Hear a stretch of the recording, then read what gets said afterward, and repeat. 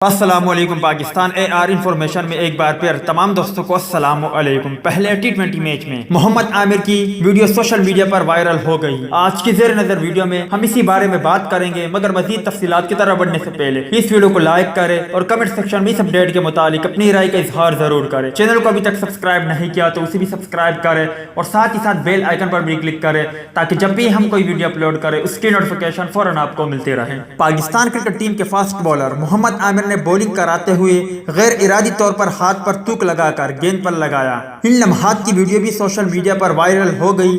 تفصیلات کے مطابق انگلینڈ کے خلاف پہلے ٹی20 میچ کے دوران محمد عامر نے اپنے پہلے اوور میں غیر ارادی طور پر اپنے ہاتھ پر تھوک لگائی اور پھر اسی گیند پر بھی لگا لیا، جس کی ویڈیو سوشل میڈیا پر وائرل ہو گئی ہے۔ کورونا کے پیش نظر گیند پر تھوک لگانا ممنوع ہے۔ اس سے قبل قومی ٹیم کے لیگ اسپنر یاسر شاہ نے انگلینڈ کے خلاف تیسرے ٹیسٹ میچ میں ڈوم سبلی کو آؤٹ کرنے کے بعد نئے بلے باز جوئی روٹ کا انتظار کرنے کے دوران گیند پر تھوک لگانے سے پہلے یاسر شاہ کو فوراً ہی احساس ہوا تو ہاتھ پتلون سے صاف کر لیا۔ یاسر شاہ نے تو تھوک لگا کر صاف کر لیا، لیکن کیمرن نے سب کچھ دکھا دیا۔